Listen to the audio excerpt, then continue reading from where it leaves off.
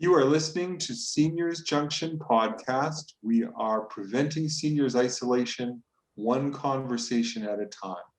Your hosts today, Namrata Bagaria, and myself, Paul Merkley, co-founders of Seniors Junction. Our special guest today, coming to us from the Aspen Lodge in Calgary, the authors, Helen Mustard and Thelma Parker. Welcome. And could I ask you ladies to please introduce yourselves, say a word about yourselves and the lovely pictorial history that you've written.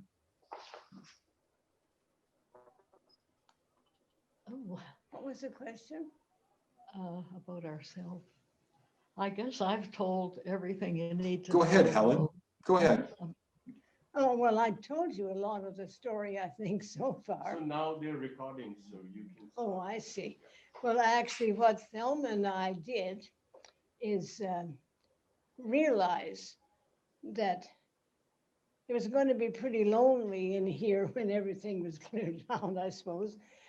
And the best thing to do is just to get busy in whatever you can think of doing. And I just happened to hear that Prince George, BC was starting up an exploration center in the museum. And I just thought that would be a good idea for me to take these pictures that I had left and record them, or so they knew what they were, and send them to Prince George. Well, then Thelma was going to help me, and then she saw what I was doing, and it ended up with just labeling the pictures. It became a treasury.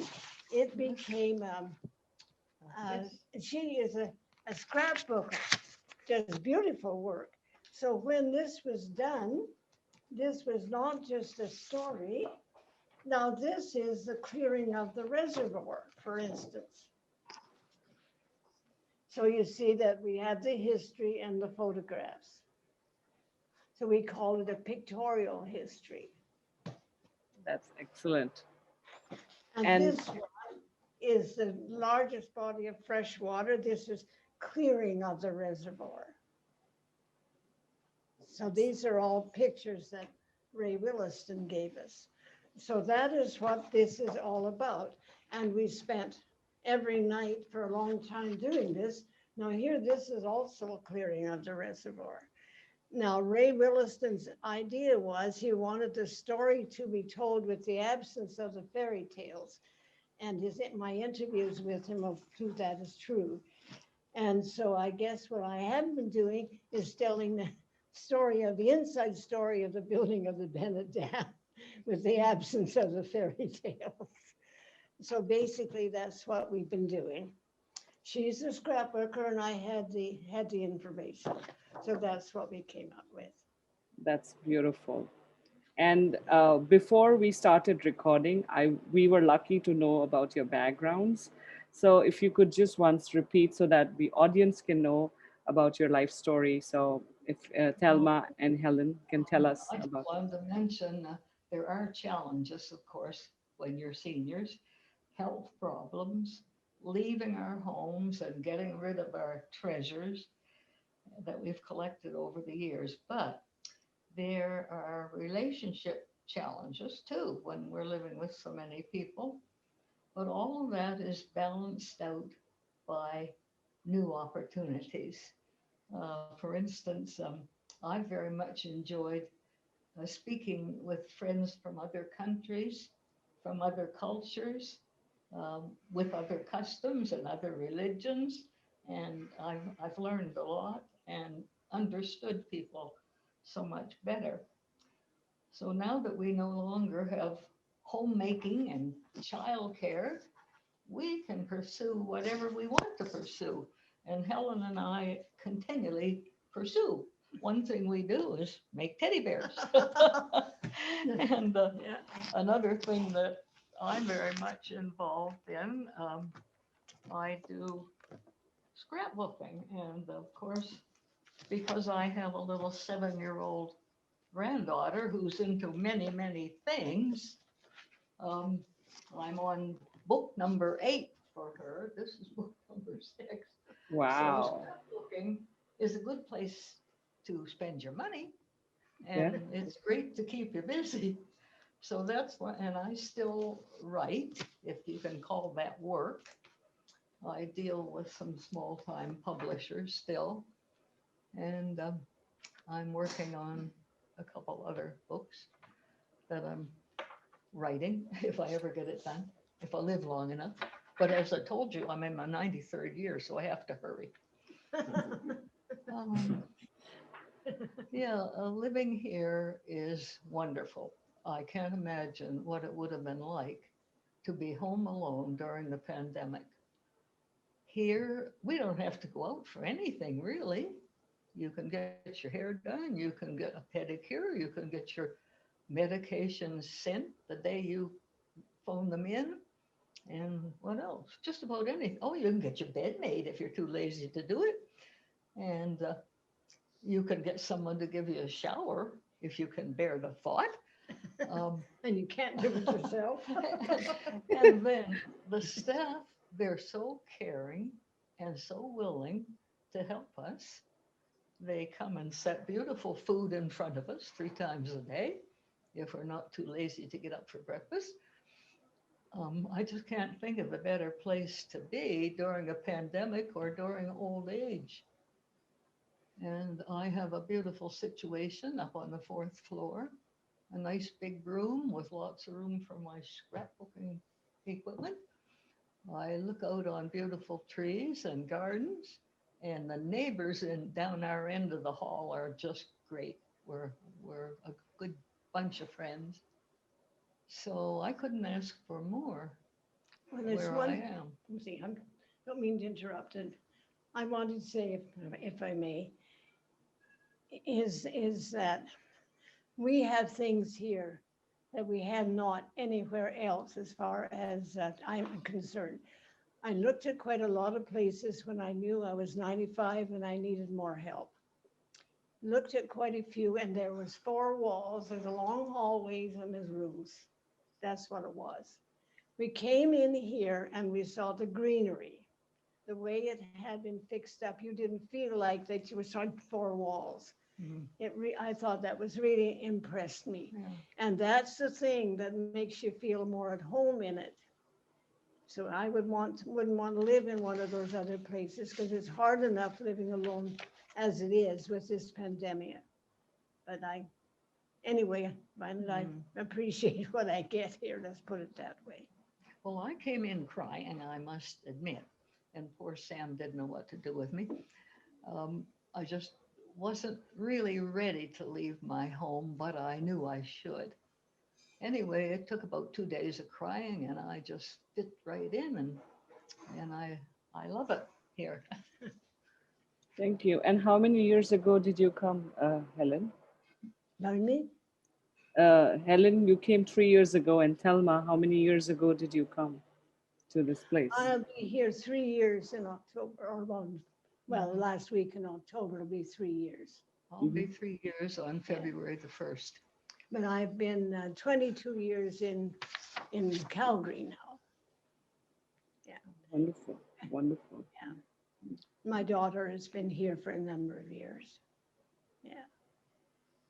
Wonderful. And it's so enduring to hear these stories, real, like just real as is. Paul, what do you think? I think they're great stories. So the 2 of you said you work on the book. You worked on the book in the evenings. Is that right? Mm-hmm. About 6 months. Okay. It was more than that. I guess It was more like a year. I was just That's going to lovely. label over 400 pictures, but But I didn't have that 400 pictures. I didn't have other more like 200. but anyway, she wrote me in, and we together. No, she was just absolutely agreement to do it. She wanted to do it. I didn't rope her in. Okay. We just sort of fell into it. Mm. Yeah. Mhm. The Well, way it's we a really worthwhile thing, and it's given you both a good purpose, you know? Yeah. It's giving you Well, nice things to do, a shared purpose. Yeah, A few have been sold, and if I had ever thought that anybody'd be interested, I would have tried to get a publisher before we even started. But we were just doing this for fun, and we had no idea it would take off. but actually, the thing is, you see, is the size of it. And if you're copying this, it's going to cost you over $1 just to do one page, to copy one page. And there's 74 pages in it. Well, right now, So- we're paying more to get it printed than we get back. Yeah, I think we were $5 in credit, so we were looking forward to have 2 cups of coffee and share a Timbit.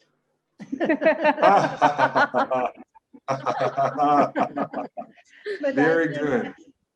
I think that Very we good. have been lucky because we have each other. I see some of these other people that honestly don't know how to smile. Mhm, And I know everyone that here probably has something physically wrong with them, mhm. like we do, We all do. you know. And so it's hard to keep a friendly smile on your face when you're feeling lousy.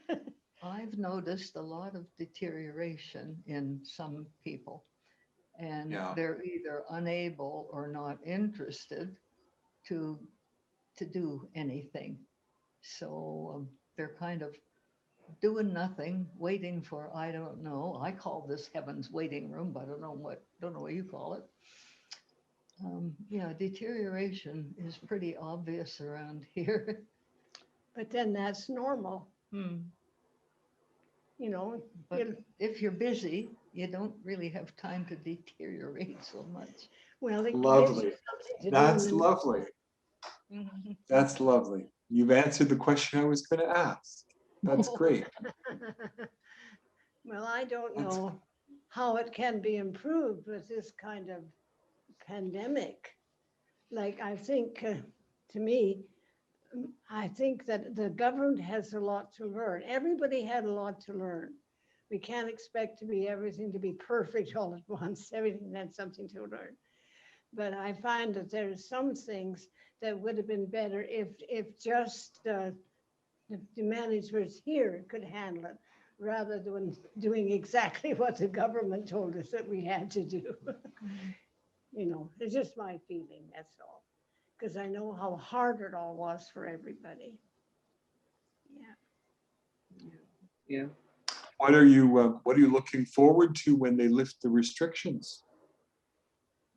What? When they open up a little more, what might you do that you're not able to do now? Seeing my family more would be Yeah. a big thing with me, Mhm. and seeing my friends more, getting back to my church family, getting out more. Yeah. Love to go around the stores and pick up scrapbooking material and get another project Good for going. you. Yeah, but no, not Yeah. everybody. There, can. you need another project. You need another project. That's good. Good for you. Good for you. Well, actually, I feel kind of sorry for the men. Because usually it's some women that can find things to do, sit down and knit a teddy bear. When men mostly spend a lot of more time outside and whatever. And I look at some of them and I think, "Now, just what is there for them to do in here? Am I correct or wrong or whatever?" Well, isn't it true that women always interact Yes. more readily Yes. than men Yes. do? I hope I'm not insulting everybody. No, you're not. No, you're not. But that's the general thought. It is. I believe, thinking of my own husband and dad. Yeah. In fact, Paul had mentioned this in several other interviews about. Paul, can you say that story? What happened? How did you start your own social stuff? Yes, when my wife died, I was advised that men generally don't have a good social network, and that I needed to think about that and form one. So I worked at that. I thought, well, let me find out. I had moved to a new city, and my wife died, and I thought, well, I'd better I'd better find some connections or make some connections or get some activities or something, or I'm going to be just like the kind of men you're describing that are sort of aimless and don't quite know what to do with themselves. So I worked hard at that. I worked hard at that. Yeah. Yes, you're right. I think intrinsically women are better at socializing. They make friends more easily. They find activities that they like to do. And men are sometimes just sort of looking as if they don't know what to do after they stop working. Yeah. So yes, I agree. I agree. Are most of the people in Aspen Lodge widows or widowers or living alone? Are most of you living alone? I mean, I know you're not living alone, but are most of you without your spouse or partner? Yes. My husband had passed away quite a few years ago, and I was basically keeping my own house and living alone, but quite a lot of interaction with my children and grands. Yeah, yeah. Well, That's I'm great. feeling very old these days because I find Are my you? my two grandsons are now grandfathers. Oh My my, great grandmother twice. Not a great wow. grandmother, a great great Great, a great grandmother. Well, good for you. But they Good all for live you. in the States, unfortunately. Well, I'm only a grandmother. How, hmm, Mine are a little how bit do you both, slow choosing. uh-huh. How do you both find things like computers? Do you use computers? Like, do you do Zoom calls and things like that other than this? Oh, yeah, I Zoom. I have my youngest daughter Mhm. and granddaughter are in Las Vegas, so I Zoom. I Good for don't you. do these yet. And my computer I couldn't live without. Wonder. And I don't know how I live with one. Well, we wouldn't have We wouldn't live without her, but they wouldn't have. That's it, isn't it?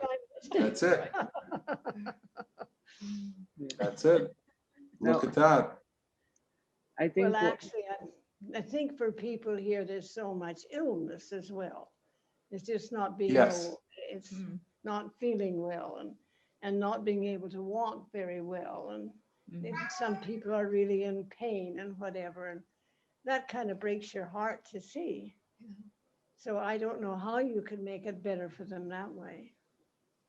yeah. I think as we work in this sector of serving people, what we realize is that at every few years of age and with different abilities, we need to offer different levels of programming. And for us, I think one of the key things is common elements, denominators is nostalgia, music, a lot of courses around that. And Paul being a music professor, retired professor now, we've been teaching people. The first course was Renaissance music, the whole history of it, and now our next course is the history of popular film music from 1920s 30s silent era. So we constantly try to learn stuff about people, and then based on the different abilities, the delivery will change as a company. Like some people who are more active will hands on do it, the other ones might just get a playlist. But I think what our purpose is to help, to be the conduit of finding the purposeful activities and able to just get it through seniors, whether they are at senior homes or in their own homes or in other kinds of places. And it's a learning curve. Like we've just begun. We started it on, I don't know, March 28th. Paul turned 65. And so instead of a retirement party, he started a company with me. So he's like, I'm going to do this. And so we've been at this senior isolation since quite a while.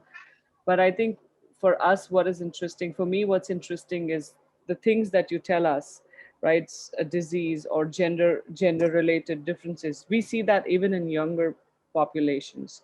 And so it's not just it's not an age thing, or it's just a thing that you see. And whether it's about societal expectations or norms. I don't know the answer, but you're absolutely right. Like Paul has friends who don't talk to anyone except Paul. And and we've been trying to wrap our head around how do you get such people involved. And so my question to you is, what is it that makes somebody active or involved, and what is it that makes someone shut off? Is it a decision, or is it the environment? Like what do you think? Well, I think it comes from you. I think it's your attitude towards life. And You know, I think science is proving that now. That if you think negative, if you think negativity, you bring negativity with you. If you think positive, you bring positive things to you. And you see so many people with, with the sad faces. It makes me just wonder, what do they think about themselves? What do they think about life? I don't know. Maybe Well, I'm. for me, I think the first thing is an attitude of gratitude. We just have so much to be grateful for around here, that you can just go on and do your thing and be happy. Well, Yeah. Yeah. Oh, but we know that people that have physical problems, it's not always easy to keep happy about this No. either. So it's a problem. Yes. Yes. And what would in your opinion be a tip that you can share with us? How can we engage people who are like disconnected? What is that one little thing that might bring them in to get connected? What is it? Is it a hello? What can we do as a startup, to help out with this, to help senior recreation managers? What can we do? Well, I don't know. I know that now down here, now that pandemic's pretty well over, they get a lot more activities going here now. So it's going to be a little better if the pandemic is over. But it's when we couldn't do a lot of those things that kept you in your room alone a lot. But now that it's widening out, we're able to get out and do more things. So I think we're up on an upturn now. mm. That's my opinion. I've noticed that it cheers people up a lot if you notice somebody who seems to be alone all the time. And I often go and sit with them and get a conversation going. And they just really appreciate that somebody has stopped to talk. Yeah. Um, you maybe have to force them a little bit to interact with you, but once you get going, you have a new friend. That's how I've learned bits of several languages. I would, I would go Yes, and you were saying about languages. So so you I'm you you learn multilingual. languages. I can speak about 3 sentences in um, from Burmese. Burmese, quite Burmese, a lot of yes. Chinese, quite a lot of Tagalog from the Philippines. I speak fairly well in English, and I have some French, and I've learned just bits and pieces. And oh, Spanish. I'm doing pretty well in Spanish. So things like that, they appreciate that you want to learn their language, and so delighted. The Burmese gentleman here is so delighted to hear a little bit of his language. He won't let me speak it poorly. He corrects me, and he said, "You do better than that, or I won't take you to Burma." Yeah. Wow. Wow. I think you've given us good pointers, and I think this is a conversation I was having with Paul. It's not so much about what content or what activity you do, but it's so much about that you show your care and empathy in what you do, and you really mean it, like not just a fake smile or a hello, but just genuinely be interested in knowing people. And I think, like for people like me who are technology researchers, I think what becomes imperative is technology is a tool. Like we can really help managers, residents with softwares and stuff which help out easing tasks, but even simple things like knowing interests, letting people know what they do, or just saying hi. Like imagine if all of you knew how to say hi in all the languages that the number of residents lived in. It would just be so interesting. And for me, this reminds me of my education when I left my home country, India, to go to the United States. And I was isolated. I didn't know anybody. And all it Mhm. started with saying hello. And then you learn to say it in Japanese and you learn to say it in Spanish. And then they became friends.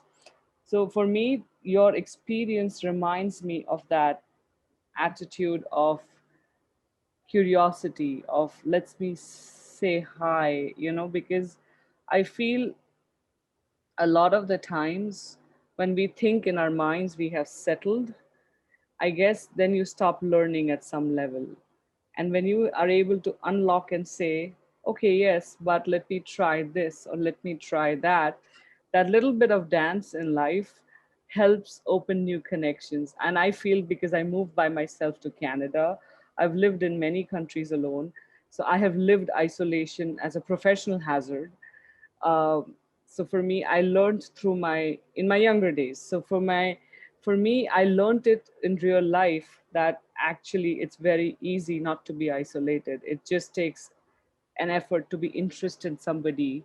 And it's also something like getting over yourself. Once you get over yourself, and you're able to extend that empathy to someone and say, I'm interested in you, hi, and I say hi in my language, like we do namaste, and someone's curious, they're like, oh yes, India, I like Indian food, it's just like 5 seconds and then you're in the conversation. And you know and I think that's what it works for me. Yeah. Yeah. Wonderful. I think your story and the efforts and the projects are such amazing for us to highlight. And we are so grateful that you were our guest today. You were the first of our guests, actually, who are actual residents living in a facility, which represents for us a big transition in our podcast. So I'm really, really thankful for your time. Thank you so much. I absolutely Thank you love this very conversation. much. Thank Thank you very, very much, both. Thank you ever so much. So nice to Thank you. talk with you. It was fun. And thank you.